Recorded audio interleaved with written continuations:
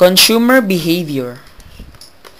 Purchase decision process, stages, problem recognition, consumer information processing, evaluation of alternatives, purchase, and post-purchase evaluation.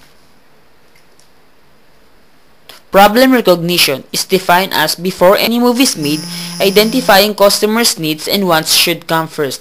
A need result be identified first before it can be satisfied. How? Through customers' research. Identifying the customer's degree of satisfaction with a product or service to determine any changing preference like surveys, interview, and observation. Customers' information processing.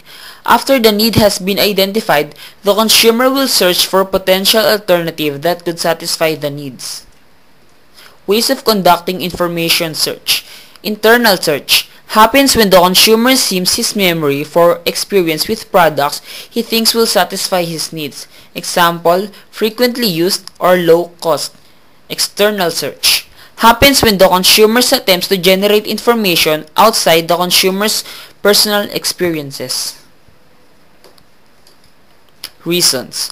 When the internal source of information is not enough, when the risk of making the wrong decision is high, and when the cost of gathering information is low.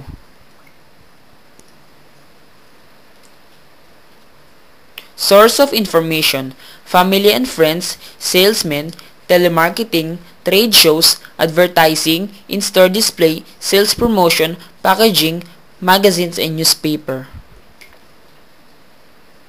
Evaluations of alternatives. The alternatives will be evaluated based on a set of criteria like price, function, quality, and the like. Purchase. The actual procurement of the selected product or service.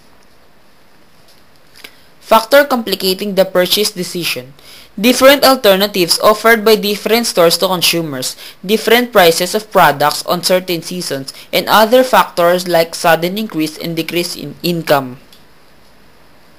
Post-purchase evaluation.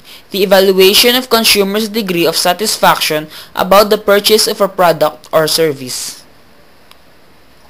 Levels of consumer satisfaction. This is a result of comparing expectation against performance. New is resulted to high satisfaction, slight to low satisfaction, and big to dissatisfaction. Thank you for watching. Have fun learning.